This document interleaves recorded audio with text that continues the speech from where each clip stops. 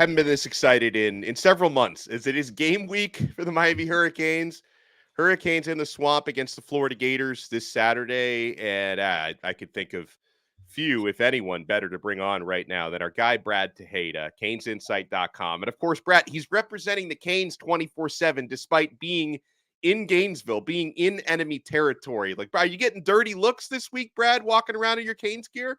Listen, actually, I stopped by a few stores the last couple days at Garrett for our big party we got on Friday night, and of course, wearing Canes gear. I got 3 Go Canes in the matter of probably 35 minutes, so I'm liking it already, man. But this week's very big and very special to me, of course, man. Up here being in Gainesville, not only me, but the kids are gonna be rocking orange and green all week, especially, man. And we're just 5 days away, man. So I got the Andre Johnson wearing today, man. So I can't wait. So heading into this matchup on Saturday, where do you feel matchup wise Miami should be able to have advantages against the Gators? First and foremost, I mean, I think it's got to be the running back position, right? When you look at Florida's running back group last year, this was a game on the docket before the season started where you didn't know what was going to happen to a Etienne that now transferred to Georgia, right? And then obviously a Montrell Johnson, who is now their bell cow this upcoming season, who's probably their best pass protector. And if you look at, him statistically for Florida in the last 3 years, this is a guy that's averaged 800 yards every single season and, going around 140 carries each year. So this is a guy they heavily rely on. And this is a young man that hasn't been through fall camp much. He's probably a game time decision. If I had to guess, he's probably going to be playing in this game. But even if he does or does not play in this game, we all know running back is by committee, and they just don't have any bodies that I personally feel like game one against this defense and defensive line, especially in the University of Miami. You're talking about a true freshman in Jaden Ball, who's never had a snap in college football. Jacoby Jackson, who former Gator players are comparing him to Frank Gore for some reason. And he's coming from a JUCO program. Again, another guy never played college football yet.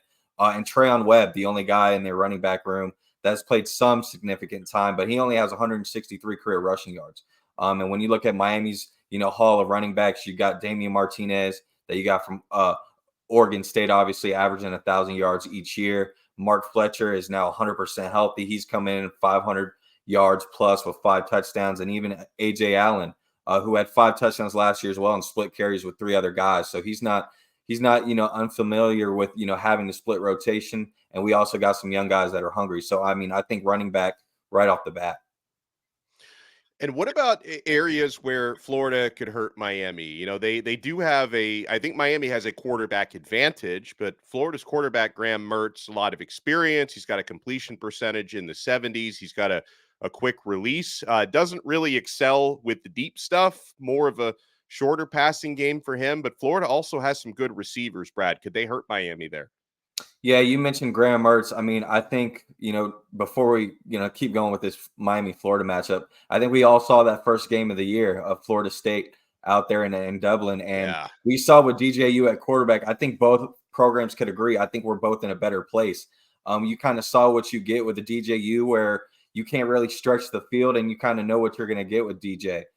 Graham Mertz is a little bit different, but when you look at him, individually, this is a guy that, isn't true to himself as far as stretching the field. I think out of 358 passing attempts, he only has 39 now. They're 20 yards or more in his career, which isn't very much, right?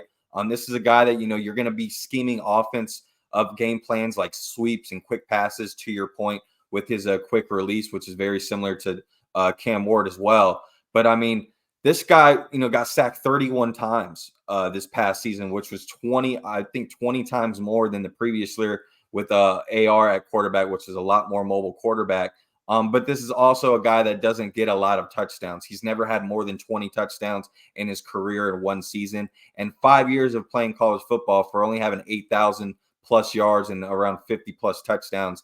I mean, I like our chances with Cam Ward. I know he's coming from a smaller program in Washington State and Incarnate Ward before that. But in 3 years of college football, any guy that could throw the rock almost 11,000, 500 yards and almost 100 touchdowns, I like our chances. He got sacked 39 times at Washington State with only 7 interceptions. And he's never had the offensive line and the weapons that he'll be playing with. And compared to TVD last season who had more interceptions than sacks on this roster. I mean, that's very telling. That's a great stat about more interceptions than sacks. Hopefully both those numbers are very low this year in terms of Cam Ward not getting sacked much and not throwing many interceptions. But you talk about Miami's offensive line, defensive line as well. I expect Miami to be very good in that area. And again, like the cautionary tale from what happened to Florida State a couple of days ago was all those offseason lies were told about them having the best defensive line in the country, about Florida State having such a deep offensive line. They got beaten on both ends of the line of scrimmage by Georgia Tech. Now, Miami going up against Florida.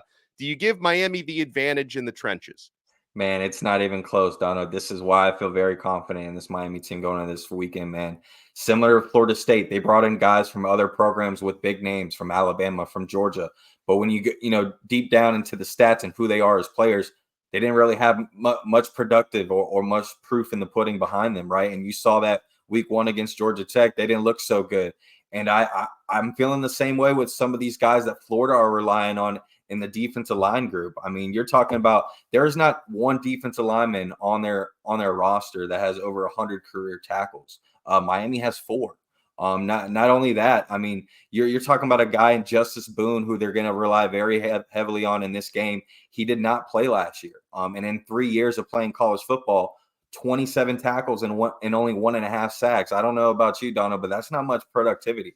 A guy in Caleb Banks, who's another guy they're going to rely on because Lions, who got injured for the year, is another guy that they're going to rely on. In 2 years of college football, only 21 tackles and 2 career sacks. Again, another guy that does not have much productivity. And of course, Tyreek Sapp, who us Miami fans are somewhat familiar with from St. Thomas Aquinas, 2 years of college football, only 2 sacks and 44 tackles. So, I mean, they do not have the productivity to match the potential that they're wanting, especially week 1. These guys just have not been put in those situations. These guys are role players, right? When you look at Miami, we brought in Monstars. I mean, we are the new Space Jam, if I'm not mistaken, when it comes to the defensive line.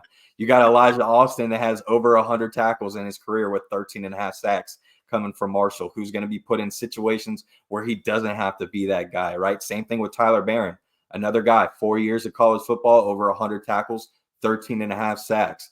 So I like those 2 guys to go along with a Simeon Barrow, who's only played 3 years of college football with 110 tackles and 10.5 sacks. So again, we got productivity to match with some of these young guys like a Rueben Bain, a Cole McConaughey, Marquise Lightfoot, and others. And again, I think the big name to watch for this first game is definitely going to be Akheem Mesidor. He was hurt last year. He's coming for vengeance. I think he's got a lot to prove. Again, another guy that's played 4 years of college football, 113 tackles, 17.5 sacks, and he's been the most productive player this fall camp, and I'm looking forward to him. Yeah, I'm glad you brought up Akheem Mesidor. A few weeks ago, we had an episode with Gio Milian where we talked about Akheem being one of the guys who's really, really stepping up in fall camp. And for those who watched the Canes Camp episode 4 video that just dropped yesterday, Akheem was prominently featured and shouted out by Miami's coaches as a guy who's absolutely dominating. Let's get to your prediction, Brad. Now, I'm not going to give my score prediction till later in the week, but since I have you today, have you formulated a score prediction yet, Brad? Does Miami win, and what's your final score?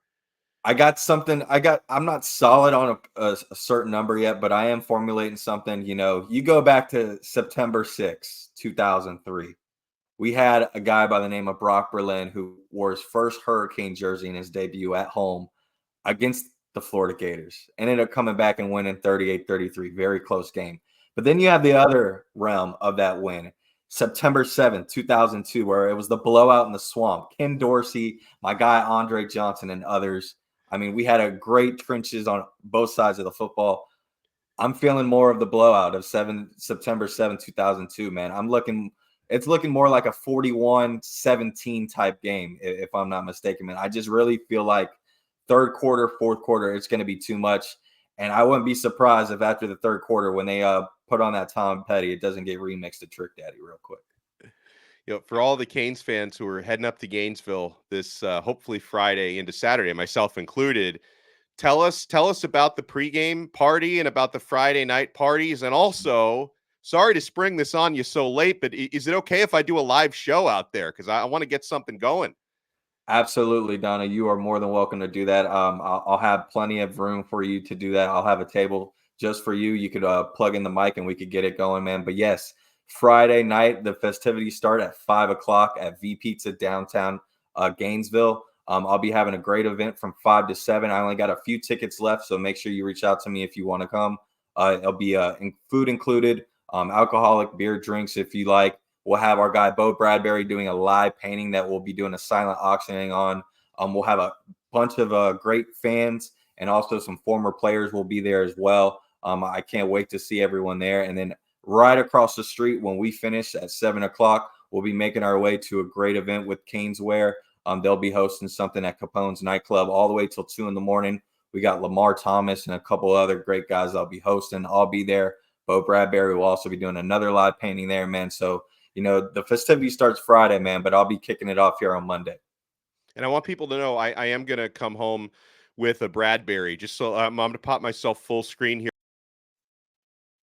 I removed myself from the stage. Let's try it this way. You see, like, I think right there is where I'm going to, I left a space for a Bo Bradbury, if you could see that. So that's what I'm going to be rocking with starting Monday on the show. Brad Tejada, awesome job as always. Follow him on X at Tejada Brad. And Brad, is that the best place for people to reach you if they want to snag one of those tickets for the Friday party? Yes, absolutely. Just hit my DM on X, and I'll be more than happy to help you out, man. I only got about 9 or 10 tickets left, man. So they'll be going out. We only can serve about 75 people in there, but it's going to be a great turnout, great event. Like I said, walking distance right across the street from Caneswear's event that we'll be doing till 2 in the morning. I love it. Yeah, and I'll be out there as well Friday, so I'll see everybody out there. He is Brad Tejada. I am Alex Dono. Thank you guys so much for making Locked On Canes your first listen and your first watch today. If you're watching us on YouTube, smash that thumbs up button, subscribe. You listen to the audio version, make sure you subscribe on Apple Podcasts, Spotify, Odyssey app, wherever you get your pods. And we'll talk to you again next time on another episode of Locked On Canes, part of the awesome Locked On Podcast Network. Your team every day.